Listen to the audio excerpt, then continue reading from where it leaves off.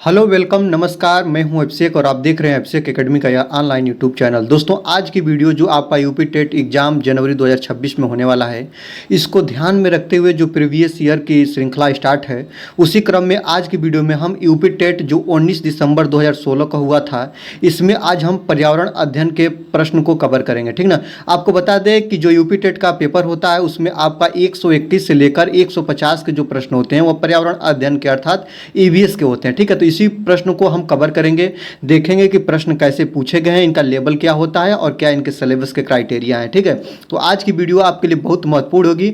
आपसे रिक्वेस्ट करेंगे कि चैनल पर नए हैं तो चैनल को सब्सक्राइब करके बेल आइकन को प्रेस करेंगे और वीडियो अच्छी लगेगी तो वीडियो को लाइक करिएगा और दोस्तों को वीडियो को आप शेयर करेंगे। ठीक है, चलिए आज की वीडियो का सबसे पहला प्रश्न हम देखते हैं। सबसे पहला प्रश्न क्या है कि शिक्षक की सबसे बहुमूल्य निधि है।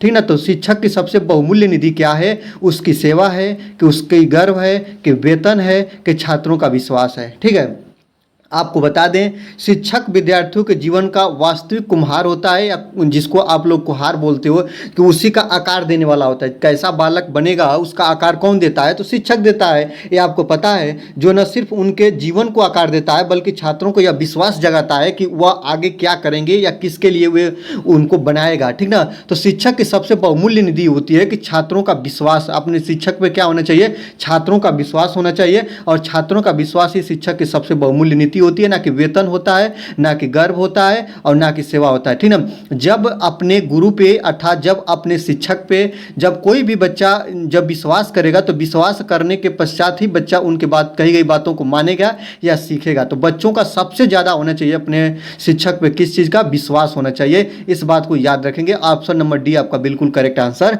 हो जाएगा। आगे देखते हैं, नेक्स्ट क्वेश्चन है कि परिकल्पना को बार बार परीक्षण करने से गलत नहीं पाया जाता है तो वह एक सिद्धांत होता है कि कानून होता है कि आपका खोज होता है कि आपकी मूल संकल्पना होती है? यही आपको बताना है। तो यह आपका डिफिनीशन है। ठीक ना, ये क्या है दोस्तों?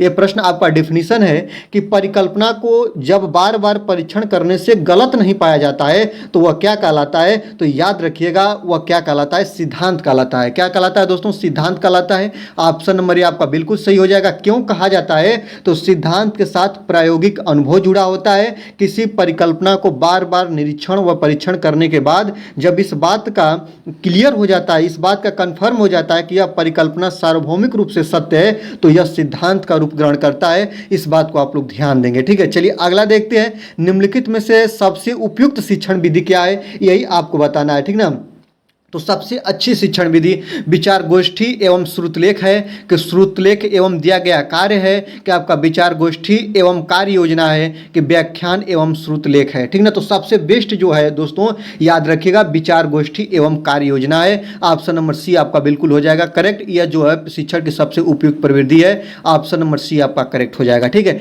आगे देखते हैं निम्नलिखित में से कौन सी ग्रीन हाउस गैस नहीं है? यही बताना है दोस्तों कि कौन ग्रीन हाउस गैस नहीं है, ये बताना है। आपका ग्रीन हाउस गैसों में कौन सी गैस होती है? तो आपका कार्बन डाइऑक्साइड गैस CO2 होता है, नाइट्रस ऑक्साइड N2O होता है, आपका CH4 मीथेन होता है। ठीक है, आपका CFC क्लोरोफ्लोरोकार्बन होता है। बहुत इंपॉर्टेंट है, कई बार इससे बना हुआ प्रश्न है, तो ये याद रखेंगे। आपके जो ग्रीन हाउस गैसें हैं वह ग्रीन हाउस गैसें में ये मुख्य गैसें हैं आपका carbon dioxide, nitrous oxide, methane और CFC क्लोरोफ्लोरोकार्बन इसको बोलते हैं। इस बात को ध्यान रखेंगे।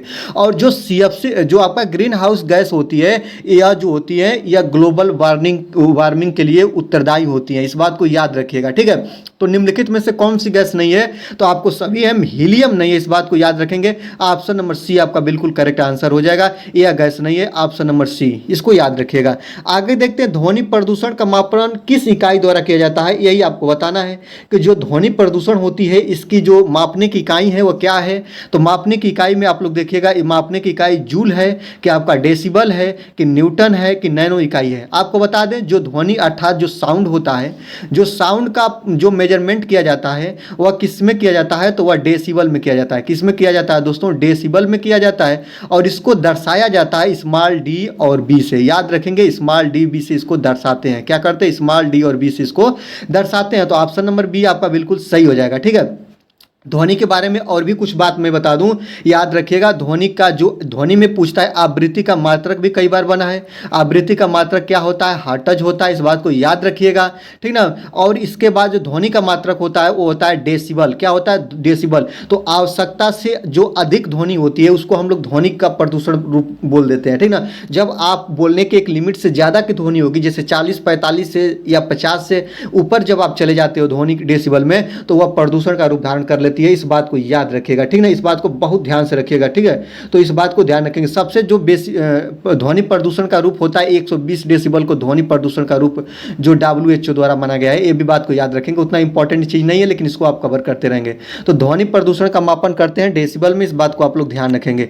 आगे देखते हैं, निम्न में से किस स्थलाकृति का निर्माण हिमानी द्वारा हुआ है? ये आपको बताना है कि हिमानी द्वारा किस स्थलीकृत का निर्माण हुआ है, यही आपको बताना है। तो लैपिज का हुआ है कि आपका वी आकार की घाटी का हुआ है कि यू आकार की घाटी का हुआ कि जल प्रताप का हुआ है, ये आपको बताना है। तो हिमानी द्वारा जो निर्माण होता है वह होता है यू आकार की घाटी का, याद रखेंगे। ये दोस्तों ये घाटी है, इस बात को याद रखेंगे, ये घाटी है यू आकार की घाटी का। ऑप्शन नंबर सी आपका बिल्कुल करेक्ट आंसर हो जाएगा। आपको बता दें यू प्रकार की या यू आकार की घाटी का निर्माण हिमनदों द्वारा होता है, इस बात को याद रखेंगे। और इसका नामकरण अंग्रेजी वर्णमाला के यू के आधार पर हुआ है, ठीक ना। और इसमें इस घाटी की आकृति मिलती जुलती है, किससे मिलती जुलती है? तो यू से मिलती है, इसी कारण इसका नाम हम यू आकार पे रखे हैं, इस बात को याद रखिएगा। और इसमें इस घाटी की आकृति मिलती है और अपर्दन के कारण इनके दोनों किनारों पर काफी समांतर और अंतोत्तर ढाल बन जाते हैं और इस कारण इसका यू आकार का घाटी का निर्माण होता है, इस बात को याद रखेंगे। ऑप्शन नंबर सी आपका बिल्कुल क्या हो जाएगा? करेक्ट आंसर हो जाएगा। आगे देखते हैं,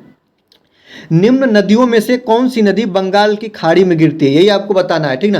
तो ताप्ती नदी गिरती है कि सुवर्ण रेखा गिरती है कि आपका नर्मदा गिरती है कि आपका सिंधु गिरती है? आपको बता दें जो एक नदी है जिसका नाम है सुवर्ण रेखा या स्वर्ण रेखा, याद रखेंगे। कहीं कहीं इसको स्वर्ण रेखा भी बोला जाता है, या आपका सुवर्ण रेखा या स्वर्ण रेखा, ये जो होती है वह क्या करती है? नदी बंगाल की खाड़ी में गिरती है। ऑप्शन नंबर बी आपका बिल्कुल बिल्कुल करेक्ट आंसर हो जाएगा, इस बात को आप लोग ध्यान रखेंगे, ठीक है। चलिए आगे देखते हैं, राकेश कक्षा 5 पर्यावरण विज्ञान शिक्षक द्वारा दिए गए कार्यों को समय से प्रस्तुत नहीं करता है, अतः सबसे उपयुक्त सुधारात्मक उपाय क्या हो सकता है? तो आप क्या करेंगे, एक सफल टीचर होने के नाते आपके क्लास का कोई बच्चा है जिसका नाम है राकेश और आपके दिए गए कार्य को समय से नहीं कर रहा है, आप क्या करेंगे? प्रधान अध्यापक को इसकी जानकारी लाएंगे, प्रधान अध्यापक को इस बात की जानकारी देंगे कि यह बच्चा अपना कार्य को अच्छा से नहीं कर रहा है या समय से नहीं कर रहा है, ये काम करेंगे। उसके सुधार के लिए कि खेल की कक्षा में जाने पर प्रतिबंध लगा देंगे, उसके सुधार के लिए कि उसकी अनियमितताओं के कारण को जानकर उसे सही मार्गदर्शन आप देंगे, कि उसके अनियमितताओं को लिखित जानकारी उसके माता पिता को देंगे। याद रखिएगा बच्चा महान होता है, नेशनल एजुकेशन पॉलिसी कहती है बच्चा कभी गलत नहीं होता है। बच्चे को उसको सिखाने के लिए पेडागोजी का ये मुख्य पॉइंट होता है, उसको मारना पीटना डांटना फटकारना काले गोरे या भेदभाव उसके अंदर आपको नहीं करना है। तो आप सफल टीचर होने के नाते आपका सफल टीचर का यह रूप कहता है कि उसकी अनियमितताओं के कारणों को आप जानेंगे, ये जानने की कोशिश करेंगे कि बच्चा क्यों नहीं कर रहा है और उसको आप सही मार्गदर्शन देंगे, उसको सही गाइड देंगे और ये करेंगे तो बच्चा सीख जाएगा, बच्चा अपने कार्य को करने में एक्टिव हो जाएगा, सक्रिय हो जाएगा। ऑप्शन नंबर सी आपका बिल्कुल बिल्कुल करेक्ट आंसर हो जाएगा। पुनः मैं इस वीडियो के लिए आपसे एक अनुरोध करूंगा कि चैनल पर नए हैं तो सब्सक्राइब करिएगा, बेल आइकन को प्रेस करिएगा, वीडियो अच्छी लगे तो लाइक्स जरूर करिएगा दोस्तों। लाइक आपका एक लाइक मुझे अलग अलग प्रकार की वीडियो बनाने में मोटिवेट करता है और वीडियो से मुझे कुछ नहीं मिलता, बस आपका प्यार मिलता है और उसी प्यार के लिए मैं इस वीडियो को शूट करता हूँ और मुझे अच्छा भी लगता है। तो चलिए अगला नेक्स्ट क्वेश्चन देखते हैं, 9 नंबर की बात करेंगे। 9 नंबर की बात क्या है दोस्तों, मध्य प्रदेश में कौन सा शहर झीलों का शहर कहलाता है, यही बताना है दोस्तों। कि याद रखिएगा मध्य प्रदेश का एक शहर है जो काफी वहां पे पर्यटन की व्यवस्था काफी चर्चित होती है, पर्यटन लोग काफी विदेशों से वहां आते हैं और वहां के खान पान शिल्पकारी और बुनकरों के लिए वो जाना जाता है। वह भोपाल है कि इंदौर है कि उज्जैन है कि ग्वालियर है? याद रखिएगा मैं आपको बता दूं भारत का हृदय कहे जाने वाला मध्य प्रदेश में एक जगह है जिस जगह का नाम है भोपाल। और याद रखिएगा ये जो है ना दोस्तों यह झीलों का शहर के नाम से प्रसिद्ध है। ऑप्शन नंबर आपका सही हो जाएगा। यह आपका यूपी टेट ईबीएस के पेपर 19 दिसंबर 2016 में बना हुआ प्रश्न है। प्रश्न के लेवल ऐसे ही हो गए हैं दोस्तों, तो आप देखेंगे कैसे प्रश्न पूछे जा रहे हैं। आगे देखते हैं, 10 नंबर क्वेश्चन, निम्न में से कौन सा सागर यूरोप को अफ्रीका से अलग करता है? आपको यह बताना है कि यूरोप को अफ्रीका से कौन अलग करता है, लाल सागर कि काला सागर कि अरब सागर कि भूमध्य सागर? आपको बता दें दोस्तों, भूमध्य सागर ऐसा सागर है जो यूरोप को अफ्रीका से अलग करता है। इस बात को याद रखेंगे, यूरोप अलग होता है और अफ्रीका जो होता है वह अलग होता है, और इसी के बीच में आता है भूमध्य सागर। क्या आता है दोस्तों? भूमध्य सागर आता है। इस बात को आप याद रखेंगे। आगे देखते हैं, अंतर्राष्ट्रीय ओजोन दिवस कब मनाया जाता है? बहुत इंपॉर्टेंट पॉइंट है, यहां से बहुत सारे प्रश्न पूछ लिए जाते हैं, याद रखिएगा। आपको बता दें, जो अंतर्राष्ट्रीय ओजोन दिवस 16 सितंबर को कि 7 दिसंबर को कि 30 मार्च को कि 22 अप्रैल को? अंतर्राष्ट्रीय ओजोन दिवस 16 सितंबर को मनाया जाता है। इस बात को याद रखिएगा। जो ओजोन परत होती है इसको O3 से दर्शाते हैं। ओजोन परत जो होती है वह समताप मंडल में पाई जाती है, बहुत बार पूछा है, समताप मंडल का हिस्सा है, याद रखेंगे। ओजोन परत जो होती है सूर्य की पराबैंगनी किरणों को पृथ्वी पर आने से रोकती है। अगर ये नहीं रोकती तो पृथ्वी पर आती तो त्वचा कैंसर होता। इस बात को याद रखिएगा, त्वचा कैंसर होता। याद रखिएगा, जो ओजोन परत होती है इसकी मोटाई जो होती है, ये भी प्रश्न बना है, ओजोन परत की जो मोटाई होती है प्यारे, उसको डाप्सन इकाई में नापते हैं। किस में नापते हैं दोस्तों? डाप्सन इकाई में नापते हैं। इतना पॉइंट बन जाता है आपका ओजोन से, ठीक है। ओजोन दिवस 16 सितंबर को मनाया जाता है, हिंदी दिवस 14 सितंबर को मनाया जाता है, विश्व पर्यावरण दिवस 5 जून को मनाया जाता है। बहुत इंपॉर्टेंट है, सारे टॉपिक है, ये बहुत बार पूछा हुआ है, ठीक है। चलिए आगे देखते हैं, किसी खाद्य श्रृंखला में शाकाहारी होते हैं, ठीक ना। तो कोई भी खाद्य श्रृंखला है उसमें शाकाहारी का कौन सा स्तर है? प्राथमिक उत्पादक के प्राथमिक उपभोक्ता के द्वितीयक उपभोक्ता के अपघटनकर्ता, यही आपको बताना है। तो याद रखिएगा, किसी खाद्य श्रृंखला में जो शाकाहारी होते हैं ना दोस्तों, वह प्राथमिक उपभोक्ता कहे जाते हैं। याद रखेंगे, जैसे गाय हो गई, भैंस हो गई, बकरी हो गई, ये सभी प्राथमिक उपभोक्ता के, हिरण हो गया, सभी प्राथमिक उपभोक्ता के उदाहरण है। ऑप्शन नंबर बी आपका बिल्कुल बिल्कुल करेक्ट आंसर हो जाएगा, ठीक है। द्वितीयक उपभोक्ता का सबसे बेस्ट उदाहरण जो होता है सर्प होता है, याद रखेंगे। अपघटनकर्ता जो होता है या जो होते हैं वह मरे हुए जीवों को मिट्टी में कन्वर्ट करने का काम करते हैं, इस बात को याद रखेगा। प्राथमिक उपभोक्ता की बात करें तो हरे पेड़ पौधे क्या हैं दोस्तों? प्राथमिक उपभोक्ता, इस बात को याद रखेंगे, हरे पेड़ पौधे प्यारे, ठीक है। चलिए वीडियो को लाइक जरूर करिएगा। आगे चलते हैं, पारिस्थितिकी तंत्र के तत्वों के चक्रण को क्या कहते हैं? यही बताना है कि जो पारिस्थितिकी तंत्र होता है इसके जो तत्वों के चक्रण होता है उसे क्या कहते हैं? रासायनिक चक्र बोलते हैं प्यारे, कि जैव भू रासायनिक चक्र बोलते हैं, कि भूगर्भीय चक्र बोलते हैं, कि भू रासायनिक चक्र बोलते हैं। तो पारिस्थितिकी तंत्र के तत्वों के चक्रण को जैव भू रासायनिक चक्र बोलते हैं। ऑप्शन नंबर बी आपका बिल्कुल सही हो जाएगा, याद रखिएगा। ऐसा क्यों बोलते हैं आप देखिएगा।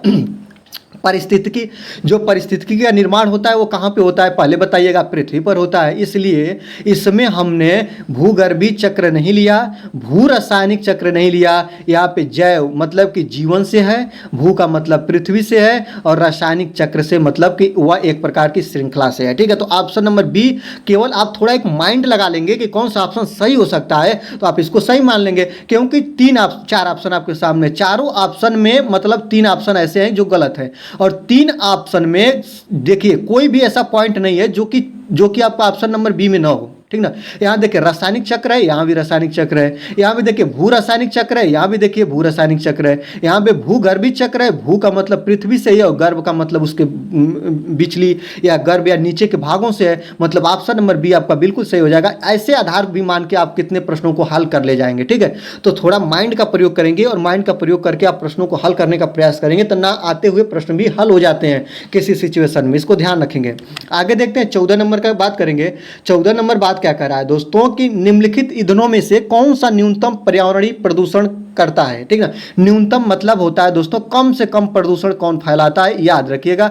कम से कम प्रदूषण की बात कर रहा है, डीजल है कि आपका हाइड्रोजन है कि पेट्रोल है कि कोयला है, ठीक ना। याद रखें कोयला तो सबसे ज़्यादा प्रदूषण फैलाएगा। अब देखिए यहाँ पे गैस है और यहाँ पे कुछ डीजल कुछ ऐसे ईंधन है जो कि लिक्विड फार्म में है, आप लिक्विड फार्म में हैं, और कुछ है जो आपके गैसीय फार्म में है, और कुछ है जो आपके सॉलिड फार्म में है। आप पढ़े होंगे, आप बिल्कुल पढ़े होंगे कि जो आपका सॉलिड फार्म होते हैं या जो होते हैं प्रदूषण पॉल्यूशन या धुआं इससे बहुत ज़्यादा निकलता है। याद रखिएगा जो धुआं होता है ना इससे बहुत ज़्यादा निकलता है, सबसे ज़्यादा सेकेंड नंबर पर जो होता है लिक्विड से निकलता है, जैसे वाहनों के साइलेंसर से CO निकलता है, कार्बन मोनोऑक्साइड सबसे विषैली गैस मानी जाती है, ठीक ना। लेकिन जो गैस होता है ना, क्या होता है दोस्तों, गैस होता है यह प्रदूषण उत्पन्न करने में सबसे कम प्रदूषण उत्पन्न होता है यहाँ से। जैसे कि आप लोग बताइए, घरों में जिससे खाना बनता है, ये LPG बोलते हैं, लिक्विड पेट्रोलियम गैस, जो बहुत द्रवित पेट्रोलियम गैस के नाम से इसको जानते हैं।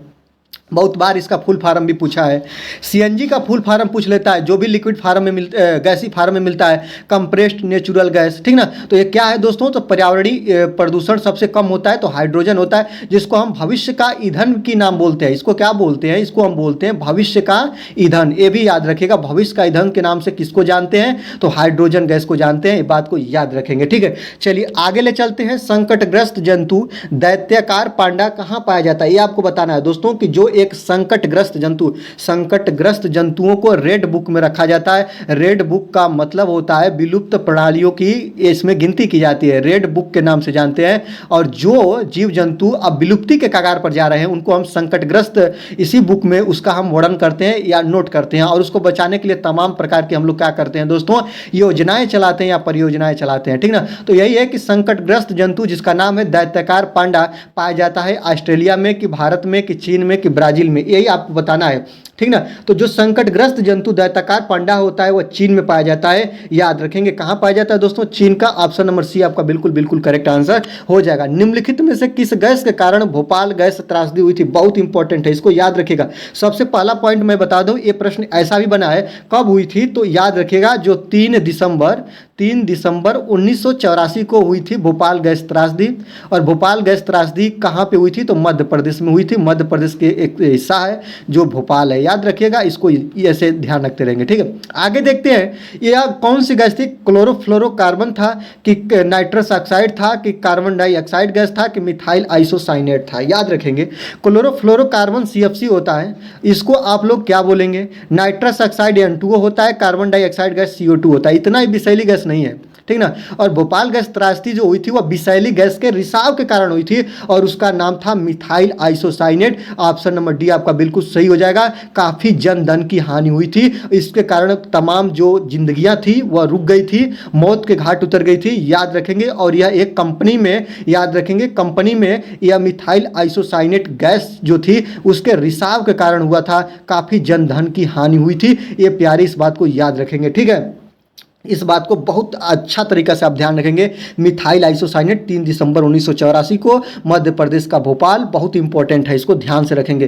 किस देश में क्रिसमस का त्यौहार गर्मियों में मनाया जाता है, जापान है, कि वह ऑस्ट्रेलिया है, कि भारत है, कि अमेरिका है, यही आपको बताना है। तो सबसे पहले मैं बता दूं, जो क्रिसमस का त्यौहार है वह 25 दिसंबर को मनाया जाता है प्यारे, ये तो पहले आप लोग ध्यान रखिए 25 दिसंबर को। तो आपको बता दें 25 दिसंबर को होता क्या है कि एक जगह है और एक देश का नाम है, जिस देश का नाम है ऑस्ट्रेलिया, ठीक ना। तो जो ऑस्ट्रेलिया है वह दक्षिणी गोलार्ध में स्थित है और दक्षिणी गोलार्ध में स्थित होने के कारण दिसंबर का महीना ऑस्ट्रेलिया में गर्मी का पहला महीना होता है। और इसी कारण याद रखेंगे जो क्रिसमस का त्यौहार आपके यहाँ गर्मी में मनाया जाता है, क्रिसमस का त्यौहार कहाँ पे गर्मी में मनाया जाता है, तो ऑस्ट्रेलिया में मनाया जाता है। और क्रिसमस का त्यौहार 25 दिसंबर में आपके यहाँ क्या होती है दोस्तों, ठंडी होती है, याद रखेंगे। तो क्यों यहाँ पे गर्मी होता है, तो उत्तरी गोलार्ध में स्थित होने के कारण होता है। ऑप्शन नंबर बी आपका बिल्कुल करेक्ट आंसर हो जाएगा। आगे देखते हैं, गिर वन्य जीव अभयारण्य निम्न में से किस वन्य जीव के संरक्षण करता है, यही आपको बताना है। जो गिर वन्य अभयारण्य है दोस्तों, याद रखेंगे यह कहाँ पे है, ये प्रश्न पहले जान जाइए। जो गिर वन्य जीव अभयारण्य है वह गुजरात राज्य में है। कहाँ पे है दोस्तों, गुजरात राज्य में है, इस बात को याद रखेंगे। इसमें क्या है दोस्तों, गुजरात राज्य में 1424 वर्ग किलोमीटर में लगभग ये फैला हुआ है, ठीक ना, वर्ग किलोमीटर में फैला हुआ है। और यहाँ पे सबसे ज्यादा किसको संरक्षण दिया जाता है, हाथी को, कि गैंडा को, कि सांप को, कि शेर को। याद रखिएगा गिर वन्य जीव अभयारण्य शेर के सुरक्षा के लिए काफी प्रचलित है या चर्चित है। ऑप्शन नंबर डी आपका बिल्कुल सही हो जाएगा। गुजरात राज्य में फैला हुआ है, जंगली शेरों के संरक्षण के लिए यह बहुत इंपॉर्टेंट है। ऑप्शन नंबर डी आपका बिल्कुल सही हो जाएगा। प्रश्न पूछने का यही मतलब है, शेर का यहाँ पे संरक्षण होता है। ऑप्शन नंबर डी बिल्कुल करेक्ट होगा। वीडियो लाइक करते चलिएगा दोस्तों। आगे देखते हैं 19 नंबर की बात करेंगे।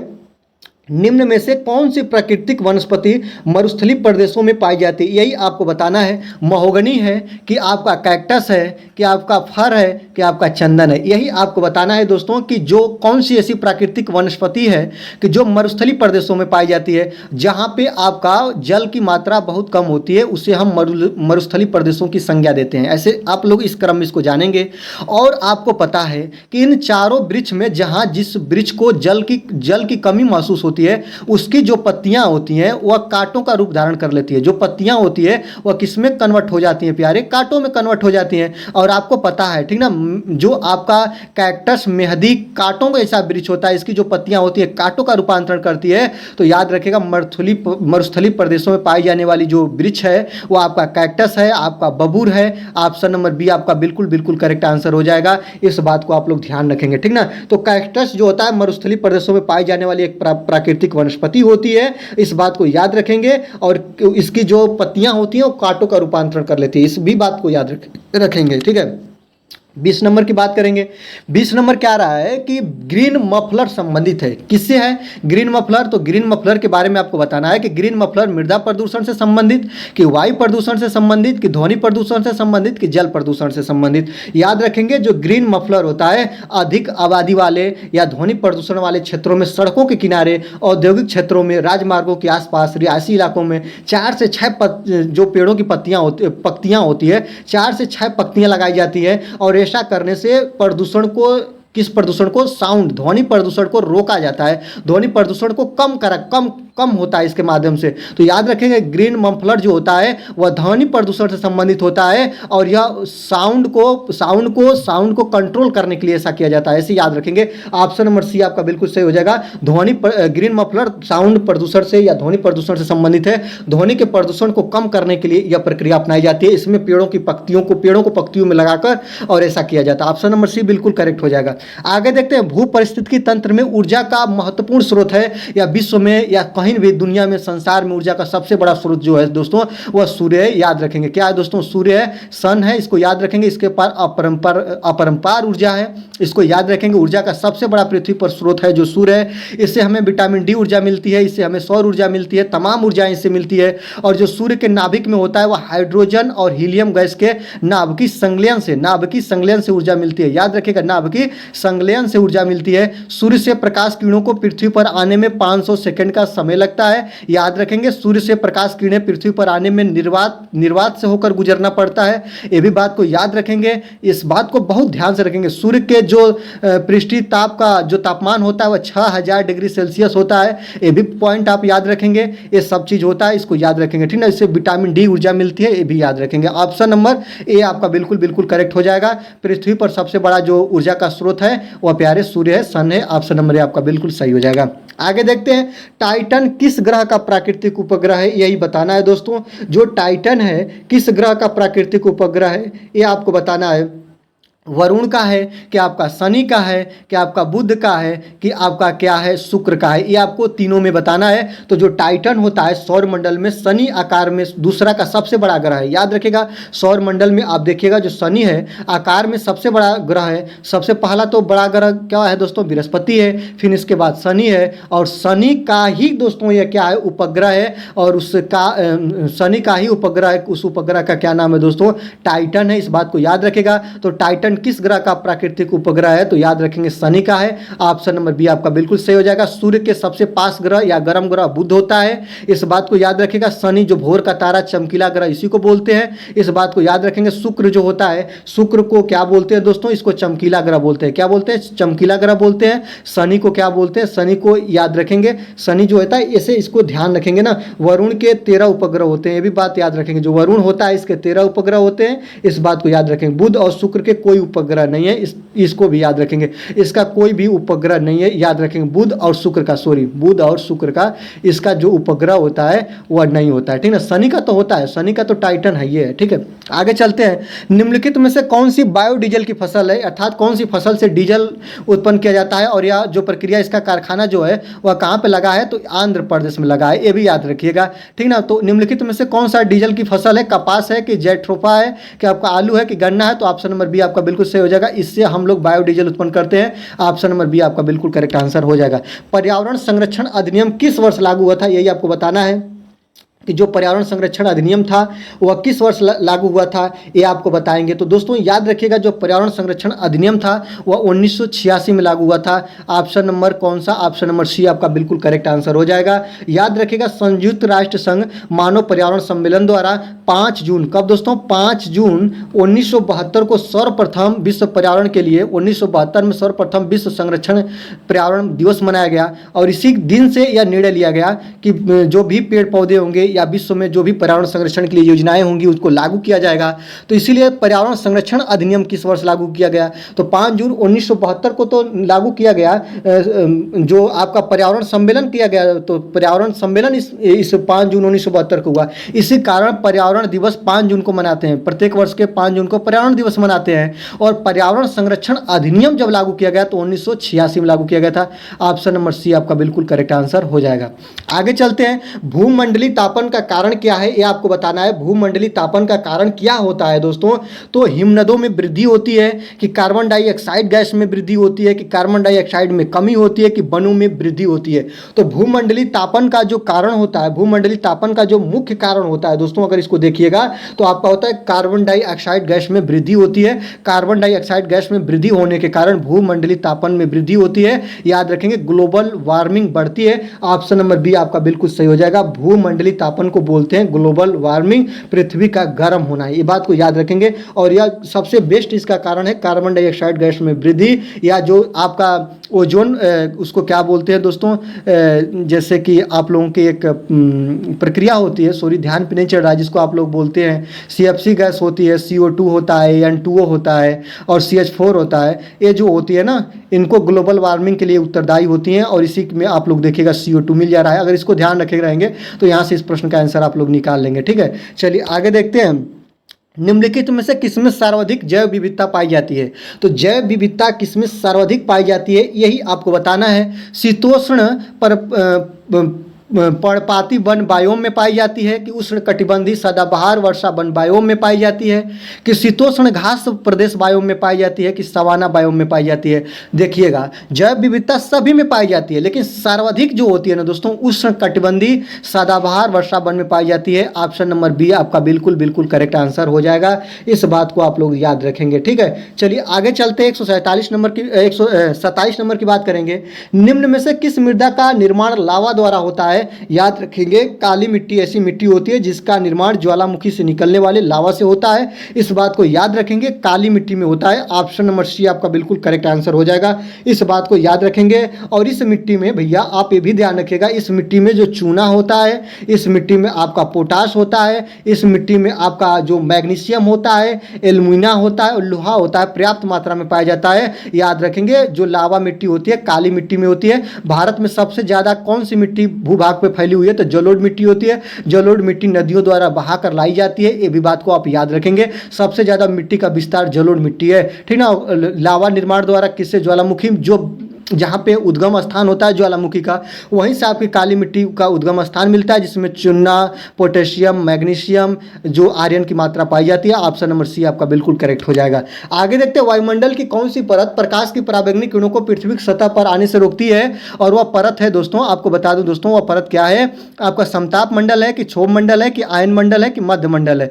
आपको बता दें, वह जो परत है वह है समताप मंडल। याद रखेंगे, समताप मंडल। और समताप मंडल में एक परत है, उस परत का नाम है ओजोन परत, ये भी याद रखिएगा, ओजोन परत, जिसको O3 से दर्शाते हैं। और यह सूर्य की पराबैंगनी किरणों को पृथ्वी पर आने से रोकती है। अगर आती तो त्वचा कैंसर जैसी बीमारी होती। इस बात को याद रखिएगा। ओजोन परत को नष्ट करने वाली जो मुख्य गैसें कौन सी है, तो याद रखिएगा, ओजोन परत जो होती है CFC क्लोरोफ्लोरोकार्बन उसे प्रदूषित कर रही है या हानि पहुंचा पहुंचा रही है, CO2 पहुंचा रही है, N2O पहुंचा रही है। इसके बाद आपका एक है CH4। यह जो है दोस्तों यह ओजोन परत के लिए काफ़ी हानिकारक गैसें हैं, याद रखिएगा, उसको हानियां पहुंचा रही हैं। ये भी प्रश्न बन सकता है, ठीक ना। तो पराबैंगनी किरण किसका हिस्सा है? समताप मंडल का है। याद रखिए सबसे निचली परत क्या होती है? क्षोभ मंडल होती है। आयन मंडल में आपके जो आयन मंडल में जैसे कि रेडियो एक्टिव तरंगों का जो इसमें आदान प्रदान होता है। मध्य मंडल सबसे ठंडी परत कही जाती है, भी याद रखिएगा, इतने पॉइंट को कवर करते रहिएगा।